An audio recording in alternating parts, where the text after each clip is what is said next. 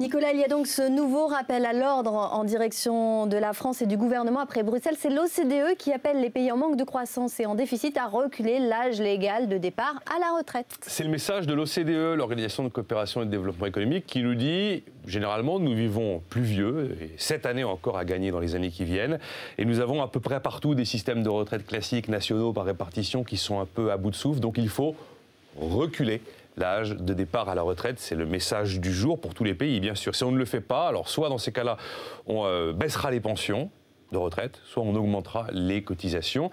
Et l'OCDE nous rappelle qu'il y a la moitié aujourd'hui des pays de l'OCDE qui vont vers un âge légal à 65 ans et 13 pays qui vont vers 67, voire 69 ans.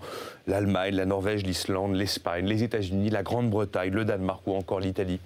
Alors pourquoi cette réforme des retraites est souvent présentée comme la mère des réformes? Parce que c'est la seule réforme.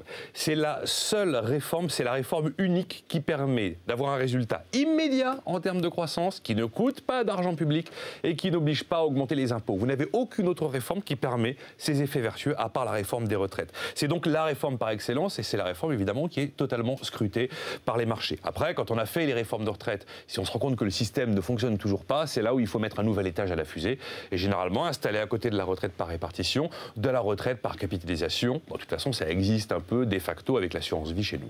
Alors pourquoi le gouvernement fait exactement le contraire? Parce que c'était une promesse phare, une promesse difficile à renier, parce qu'elle concerne que très peu de gens, donc on se dit ça va passer. Et puis il y a encore un peu la croyance que nous pourrons avoir raison tout seul. Seulement, effectivement, le 18 juin, après les législatives, vont quand même se poser quelques questions cardinales pour notre pays.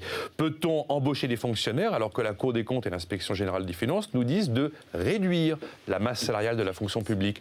Peut-on faire les emplois jeunes alors que les mêmes institutions nous disent de baisser la dépense publique? Peut-on monter les impôts alors que les mêmes institutions nous disent de ne pas accroître la pression fiscale? Voilà quand même des questions de fond.